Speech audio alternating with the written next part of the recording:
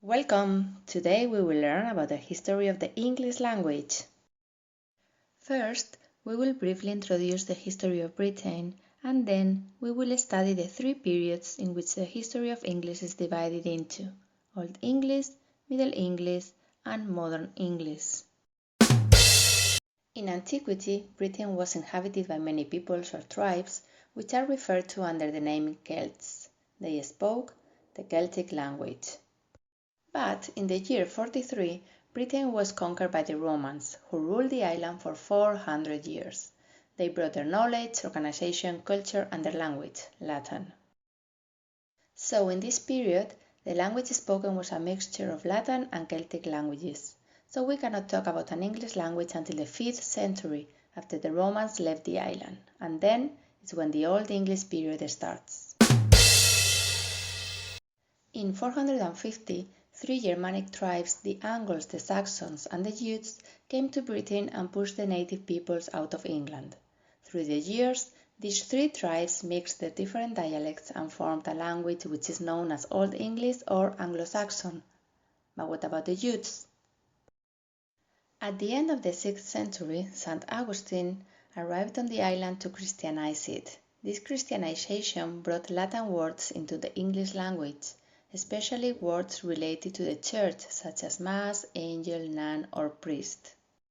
Near the end of the 9th century, the Vikings, Scandinavian peoples, invaded the country, and English got many Scandinavian words such as egg, sky, cake, window, husband, or anger.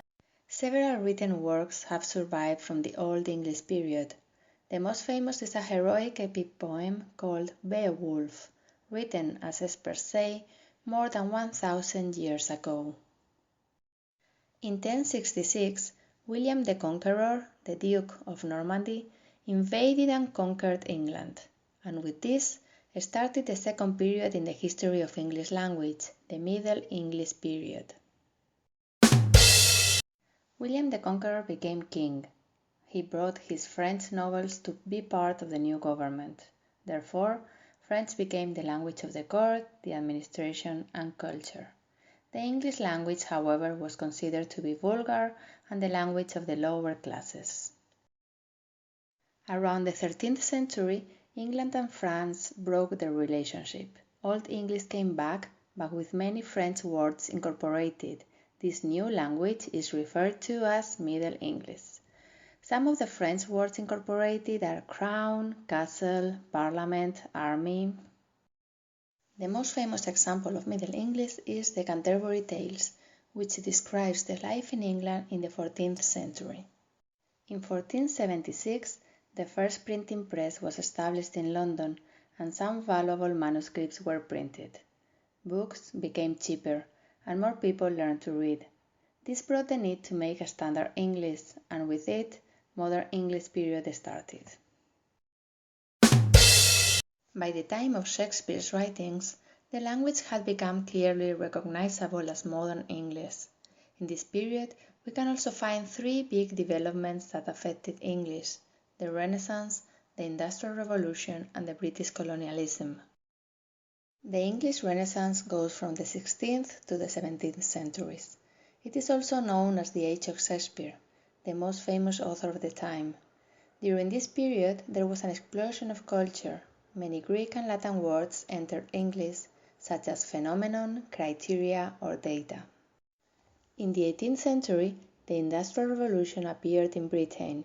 New words had to be invented to design new products and new machines. For example, train, engine, electricity, telephone, telegraph.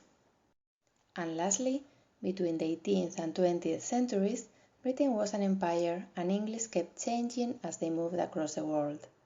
British people interacted with other cultures, and new words were added. Kangaroo and boomerang come from Australia, gincana and turban from India. But this is not the end. English continues to change and develop, and hundreds of new words are incorporated every year. However, the heart of the English language remains the Anglo-Saxon Old English.